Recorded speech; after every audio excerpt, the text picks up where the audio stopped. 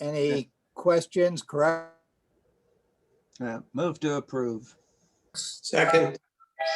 All in favor? Yay.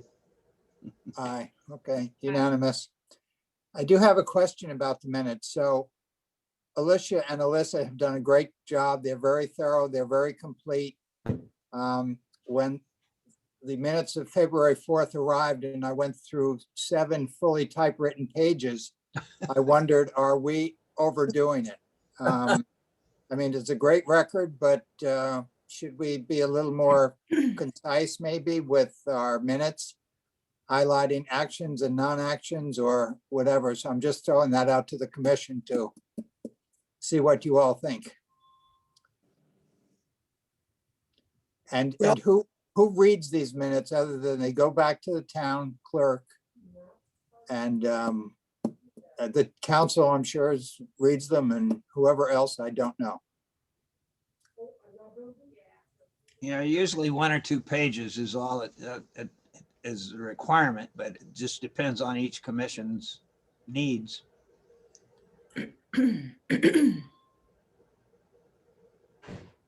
Yeah, any input? Well, I have a couple of questions.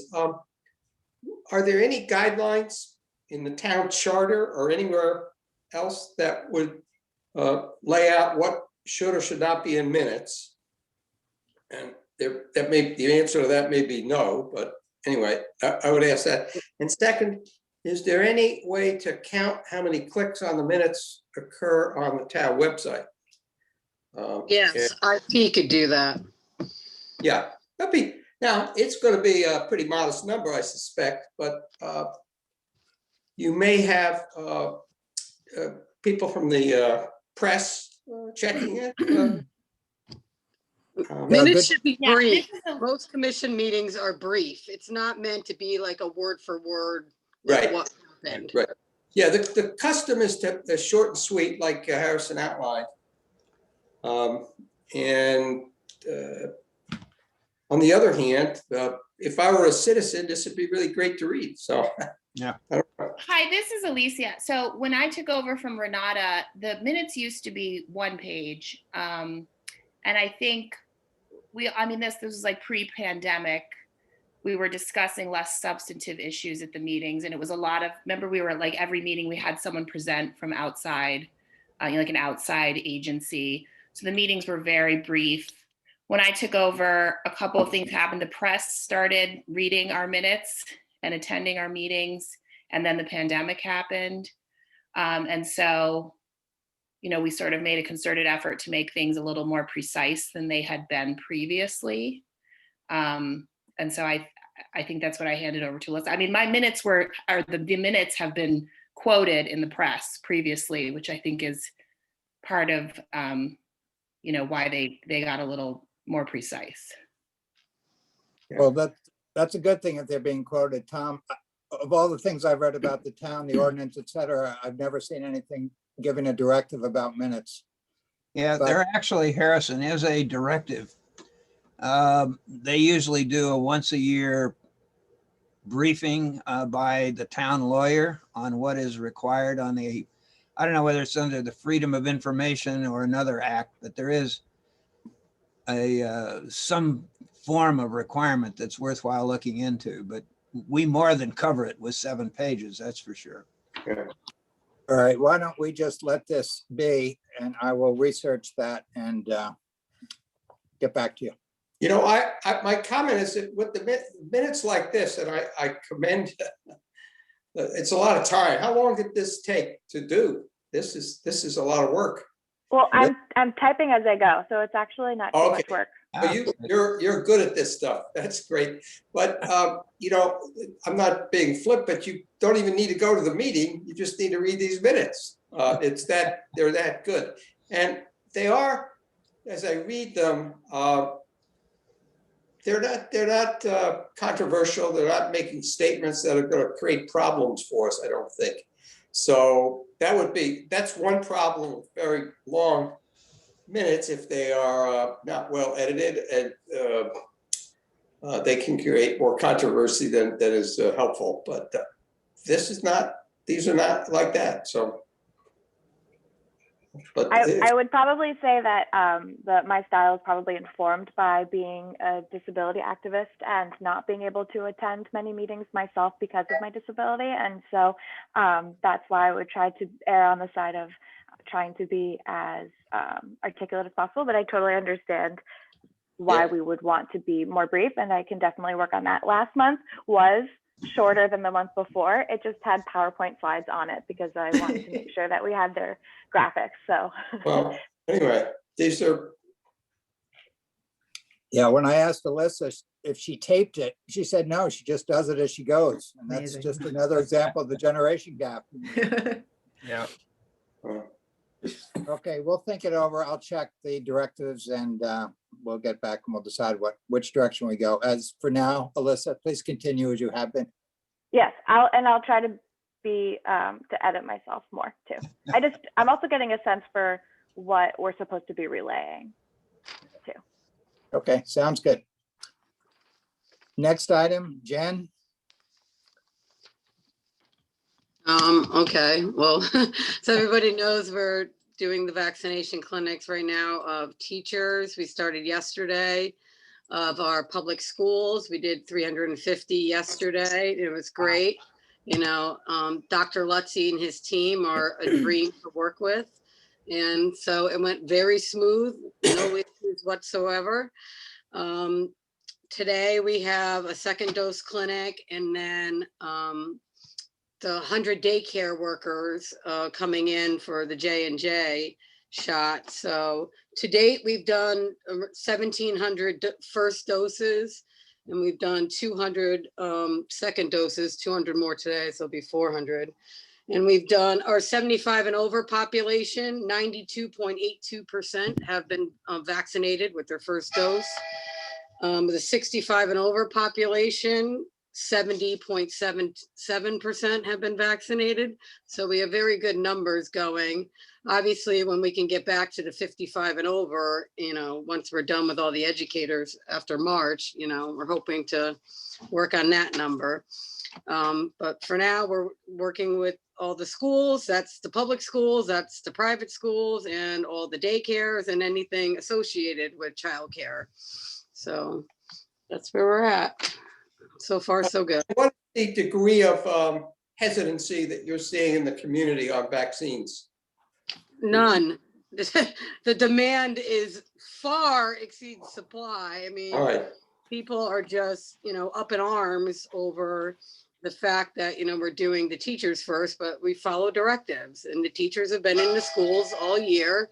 And, you know, sorry that, you know, 55 and over have to, you know, go to other locations or wait a little longer, but we have to follow the directives. But no, there is no, we have no problem finding people who want to be vaccinated, which is a good problem to have. and are the teachers happy to get vaccinated? Are you seeing that? They were crying tears of joy yesterday. It was by far the best clinic we've ever had. I mean, this week has been awful for me. I've been beaten up beyond belief, you know, because we're not doing the 55 and over. We've been getting screamed at every single day. So, you know, yesterday was a welcome relief of people that are actually happy, and, you know, so grateful. And, you know, Brian is just fantastic. I absolutely love working with Brian, you know, and he brought balloons, and, you know, I bought bracelets for them. We had stickers, and then he had music playing.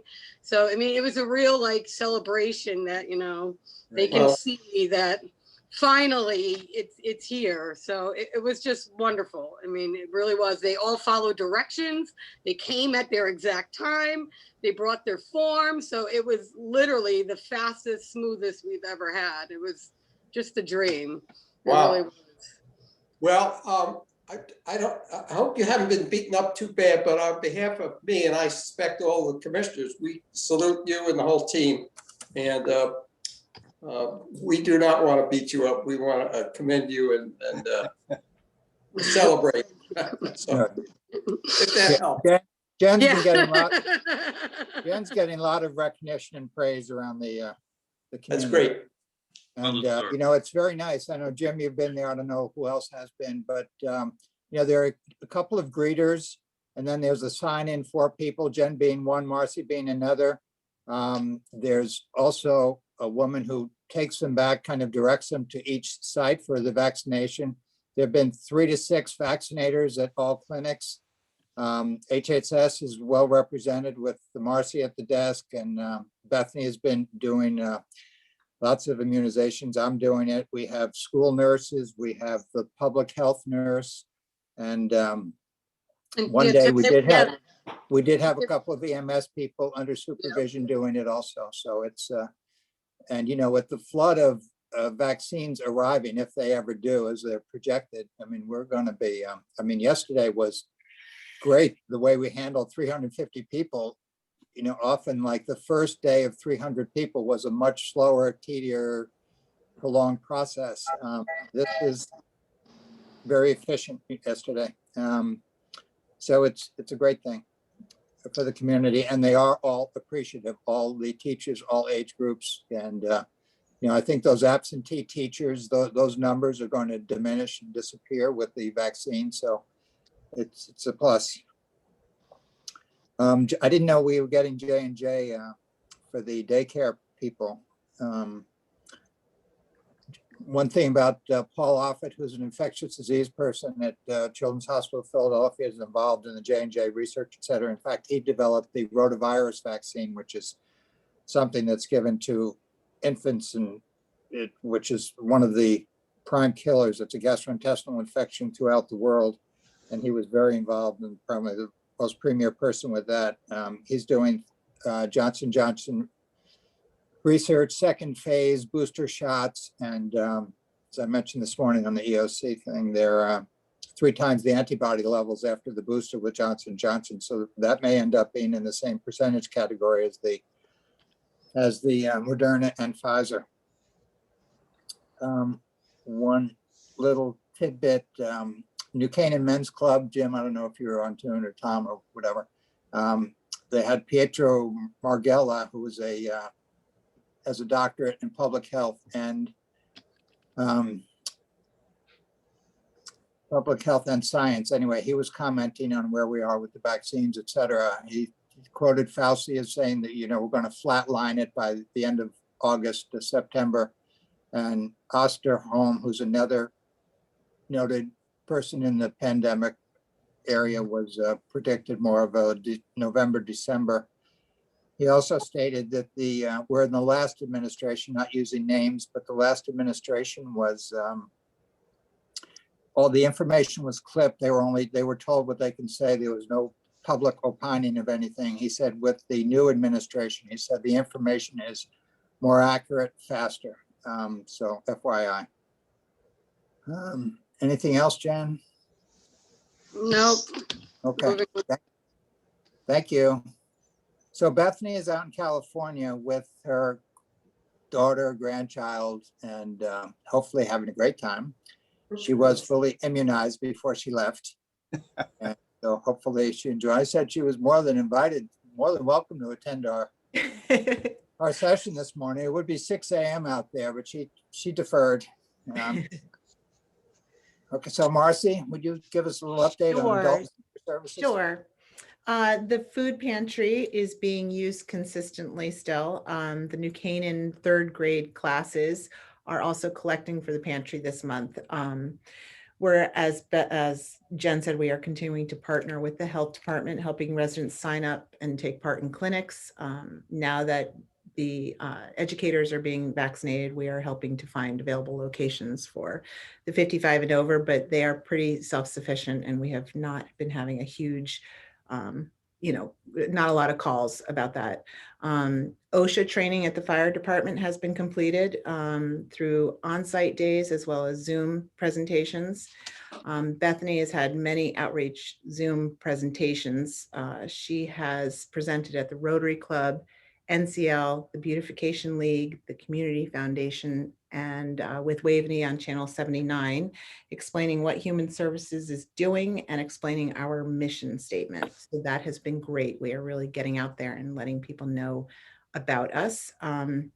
There has also been a slight uptick for me in adult protective services cases. I've been working with the state social workers, and we are getting some services in place with for some very vulnerable seniors that I am happy to say are now on our list, and their needs are being taken care of.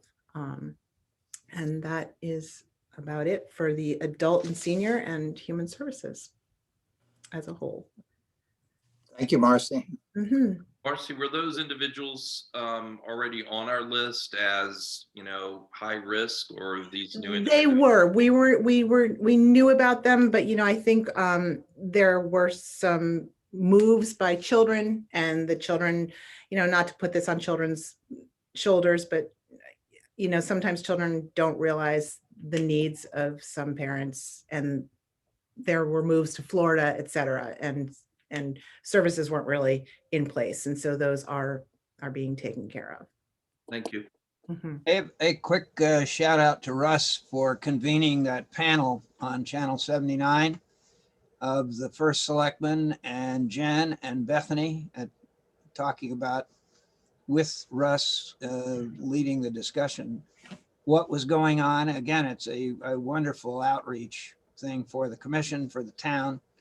And once again, one more way of getting the communication into the population at large, I guess I'd say, but it was very good. And I guess you're planning on doing another one or two?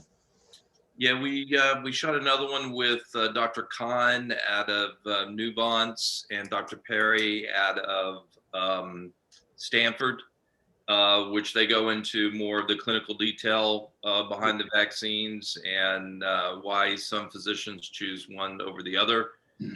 So it's I think it's being edited today, and hopefully we'll get that out sometime next week. So stay tuned. Great, thank you.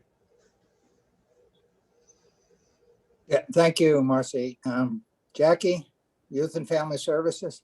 Yeah, so I've had a couple of new clients call and, have either they've struggled with COVID and we're just hearing about them now. Unfortunately, I would have loved to have known about them sooner because, some of them have exhausted all their, like savings. And so now, as we can't sustain families, and pay their rent for a few months. And these are some people with some health conditions. So they've been terrified to work. So we'll do what we can, and we can support them here in our community. But then there are some, funds outside of our community that might be able to help as like a one-time. So we're hoping to, tap those resources as well. Also, I've had a couple of people asking about the new construction over at Canaan Parish. So I know that once that's finished, we'll have a lot more families or adults moving in there that, will need some help from our office. So, people are definitely eager to see if they can, get housing. Also, we are working on our Talking About It podcast. And so we finished last year successfully with, all the identified topics. But this year, I'm responsible for kind of finding speakers because we want people like really in the experience. So last month was parents talking about, what they've been dealing with, what are the needs for parents and kids. This month, or the next one that we're taping is really about like that sandwich generation of families that have maybe, the parent living in the home with them and taking care of kids. So we've, interacted with some of those people. Some people didn't feel comfortable talking because either, the families are have either passed, the older person has passed away, or maybe there's hospice involved, and some have been COVID related, some have not, but it really does help when we can get that person that's actually in the experience that's going to help other people. So that's really the focus this year for the podcast. So that's been great. If anyone remembers, someone knows, we have a 30 Days of Family initiative. That's the month of April. And that really had been around alcohol awareness. But what we really focus on is the more time families spend with one another, the less likely, the risky behavior for their kids go down because they're more apt to talk to their families about things. But that had been very event driven for the month of April. And obviously, it's not always safe to hold events or, so we're doing a lot of Zooms, but New Canaan Cares is going to come on board. They have a social media person that is really going to make it social media friendly. So we're going to give ideas to families of things they can do. I know they've spent a lot of time together already, but at the end of the month, we're looking for a speaker that can really talk about that power of connection and have it be a really positive message. I still think we need these positive messages weaved in. It's still a lot for everyone. And getting back to Jen and the team, I think there was a nice article in the New Canaanite commending them as well. But so thank you to Mike if he's on this call. But I do hear praise. I know you're probably not hearing it all the time, but definitely people are so thankful and the school is thrilled. I mean, all the staff that I have talked with are really happy for that happening. I feel like that. I mean, one last thing is I don't know what the acronym stands for, and I apologize, but the police department developed a program called COAST. And it's like a crisis response, but obviously each letter stands for something. And they have assigned officers on each shift that identify a case as like a COAST, a crisis response. So Marcy and I have been very busy with those calls. Like I just got one last night.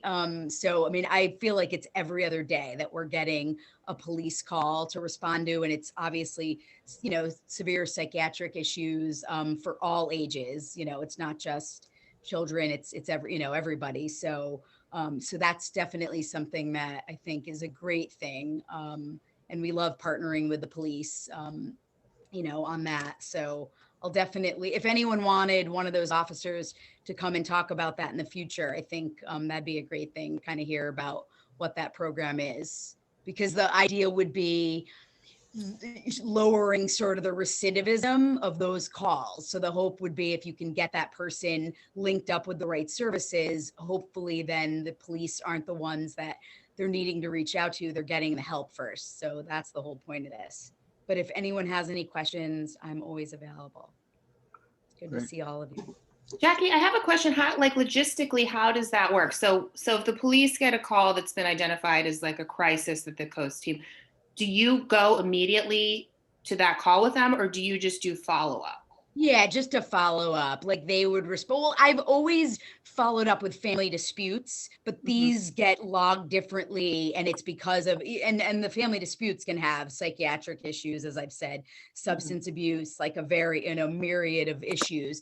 But these are something that I think it's more of the identifying that officer. So it's like, because the shifts change, they identify when there's a really critical. So, for lack of, I don't want this to be in the press, it could be a bunch of issues, and we can like suicides, attempted suicides, overdoses, just psychiatric issues, families that just don't know how to kind of minimize, that crisis. But yeah, it would just be like a follow-up. And our officers are very trained on the scene to know to give all the resources, which is amazing, because I think that's not true in every community, but we're really lucky to see that our officers understand mental health. And so that's great. That is great. Hey, Jackie, in talking to Lauren at the New Canaan Foundation yesterday, she mentioned another piece of the Let's Talk About It program that's funded now newly by the foundation, Drug Free New Canaan, which is part of a police department initiative that sort of was fallow, but apparently has been geared up now with funding. You have any comment on that? The only thing because I don't think they've actually, I thought it's coming soon, I think, but Yes, right. That was always in the works. But interestingly enough, we started our podcast talking about it.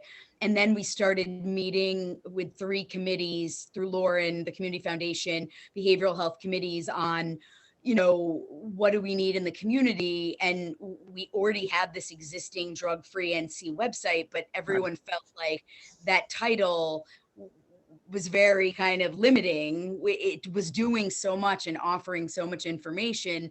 So at that time, the smart marketing people, definitely not my strong suit, came up with also branding that website to also take on that. Absolutely. Let's talk about it. I think it's kind of a similar, so the podcast is sort of had been happening and is, I think obviously will be housed there as well, but the website will be something that I did know Lauren said last month on our call that would be something that, or maybe it was on our, now I'm confused. You might've been on my domestic, New Canaan abuse prevention call, but she talked about them. There's going to be a press a media release on that, and they will be advertising when that, I think it is active, but it just hasn't come out in the media yet, as far as to my knowledge. I got that idea. Okay, thank you. Yeah, it's great though. Yeah, the article in the paper that talked about the drug-free program just being absorbed now in the Let's Talk About It. That has been expanded. So anything else, Jackie? Yeah, I mean, I'm sure there is, but like, I mean, that's, not to bombard you with all this stuff, but, and also I just, I mean, I think in our meetings, we used to kind of anecdotally talk about some cases, but obviously I don't feel comfortable doing any stuff like that because of, this going in the minutes or the, the news. So that's why we understand that. I tend to be brief. That's why. No, that's good. Okay. Thank you. Reports from the commission, any reports from the community? Well, just one question. And again, I commend Jen and the excellent work she's doing. And thank you, Jackie, for everything that your department is doing as well. We talked many months ago about key metrics and tracking key metrics to see if we saw any trends that we needed to be aware of. Of course, a key metric is budget and funds that are provided for the health department and of course, human services. We find that we underfunded public health needs, of course, for so many years before the pandemic hit. So I'm just wondering, now that we kind of see what the budget looks like for New Canaan, do you guys feel that there is enough money being allocated to the health department and human services? We get total numbers. We don't get to see the detail, and it'd be nice to see the detail behind it. But just a general question to the staff on the Zoom call. Do you feel that you're getting appropriate allocation of funds? I would, without Bethany here, I would say yes. She would be the ultimate source, but there also have been, bump up in private contributions, et cetera, to at least the HHS component. So we can maybe get a better answer next month. How about you, Jen? You're on mute. For the health department side of it, obviously, we didn't even have our own budget. We were stuck under land use for many years. So that started a lot of the issue of us being underfunded. So now that we are, where we should have been, it's been a lot better. And, with the COVID accounts, anytime I need anything, Kevin and Cheryl have always been supportive. So I don't, have an issue. And now this year we put it all into the budget and did the Board of Finance and Board of Selectmen presentation. So I think we'll be okay. Harrison, it's Penny. I want to comment that question actually was asked by Todd Lavieri at the Board of Finance meeting that Bethany was on with, and he was quite direct in his questioning as to whether or not the town is providing ample resources to address the different profile of needs that we have now. And she said that she felt that this year's budget was just fine, that there had been a lot of discussion about that. And Todd kind of left the door open that, if things change, come back to us, because we do want to service the community at the level that the needs are present. Thank you, Penny. Yeah, Yeah, and that was actually the first time I've ever heard the Board of Finance say, do you have enough money? It's usually Yeah. the other way around. Yes, he didn't even want me doing my presentation. So no, this is a good thing. And I think the Board of Finance was really very sensitive to the extraordinary dynamic that, is at play right now, and want to make sure that this is a Health and Human Service need in the community. And we want to be able to know that we are addressing our citizenry at the level we should be. So be comfortable that at least this year, the sensitivity is there and it's been addressed. Harrison, a comment or a question or observation that it could be that with this pandemic, it doesn't go away. It's with us for years, and everybody needs to get an annual booster like the flu vaccine. And that could have implications for our health department and staffing and budget, but we don't know that yet, but that's certainly, I think, a fair possibility. Yeah, hopefully we won't have to deal with it, but TBD. Yeah. Can I get my 2 cents in here? Yes. Addiction prevention, just wanted to make everyone aware. The RAM Council, now they're in 1 year of Zooming, just to let you know what they're doing. Got about 75 kids in the high school. Great. That will not drink or use. And just the meeting about once a week. And Father's Forum is going on, anxiety management meeting. We're working with New Canaan Cares, the self-care, and they're planning in April to go to Campo Beach and have a outdoor dining. That's RAM Council. And the New Canaan Support Group, Ben Court, on January 13th, discussed what's in marijuana today, and it's not like it used to be. And number 2, John Hamilton, on March 16th, the developing brain and THC, and all of this is in regards to, as you know, Bill SB 888, marijuana legalization is up for vote. So any of you that, well, however you feel, you can contact your representative. Let them know how you feel. And that's my take on addiction prevention. Thanks. Thank you, Lance. One thing and connected to that, I guess, in Youth and Family Services. So there was a pediatric grand rounds at Stanford Hospital via Zoom. And Jessica Welt, who's a PhD, and she's the director of Stanford Child Guidance. And Stanford Child Guidance is New Canaan, it's Darien, it's Stanford, it's Greenwich. We spoke about suicide, and some facts. There are about 30% of high school kids have acknowledged suicidal ideation at one point in time. I asked her also about how does Stanford Child Guidance differ from Kids in Crisis? And she said, well, Kids in Crisis deals with a myriad of issues, and that can be, academic, can be social, it can be substance related, it can be family issues, et cetera. The Stanford Child Guidance is strictly mental health when it gets into that arena. And she said that we actually screen all of the kids that go to the shelter at Kids in Crisis. So Stanford Child Guidance screens them for suicide, et cetera, et cetera. And they have been very busy. They have about 300 to 400 telehealth sessions per week.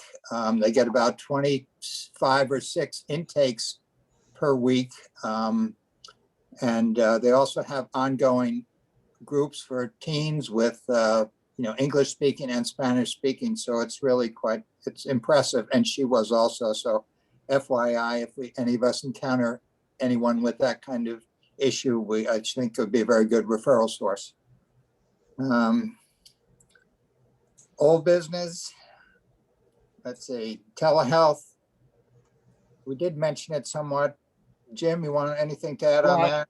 Two quick things, Harrison. One's on the Let's Talk About It, to add to a couple of things that Jackie said, that originally there was when the marketing group met, they were going to put together a schedule, a monthly subject schedule.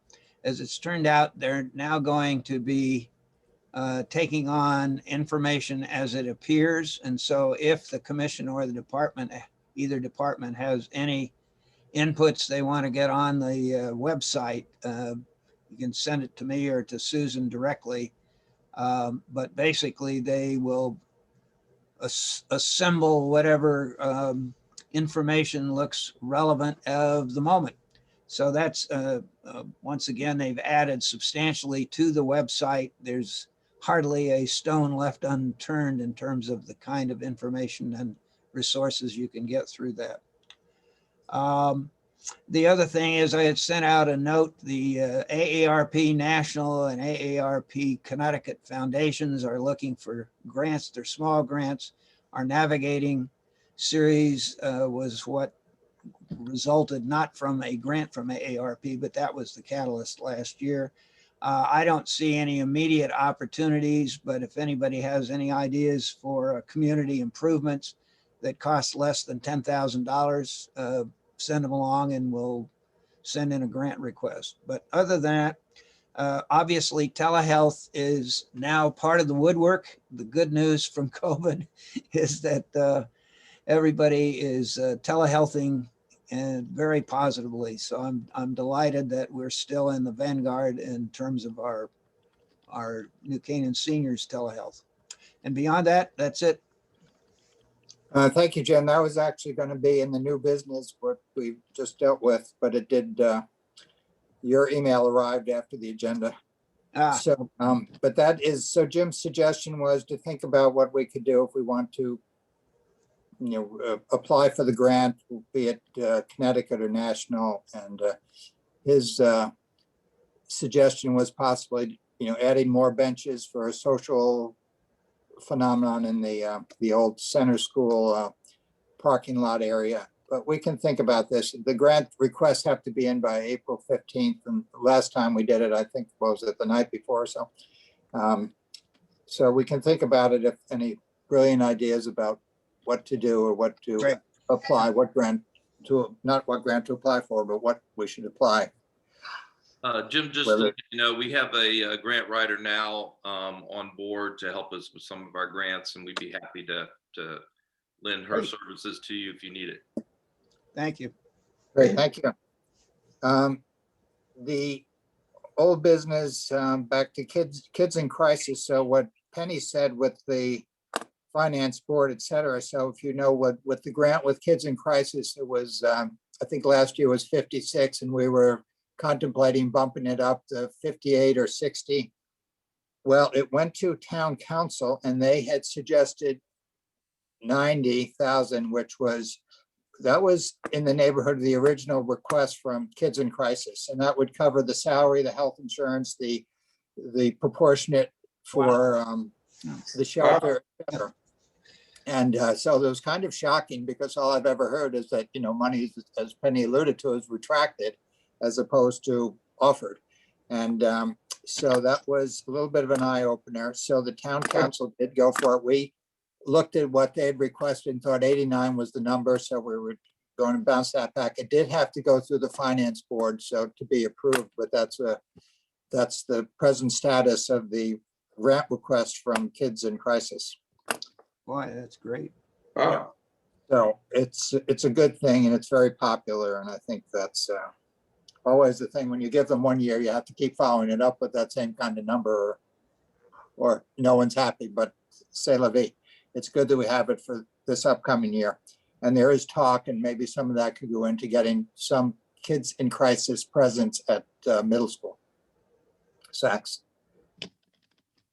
So I think that unless anyone has any more new business, I think that will bring us to an end.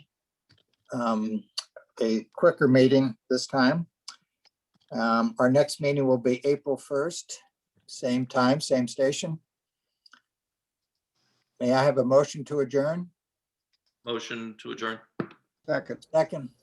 All those in favor? Yeah. All right. Thank you. Great seeing you all. Take care. Yeah. Stay healthy. Hey, good Stay luck. Thank you. Bye. Bye. Bye. Okay, Marcy, you can. Yeah, thanks.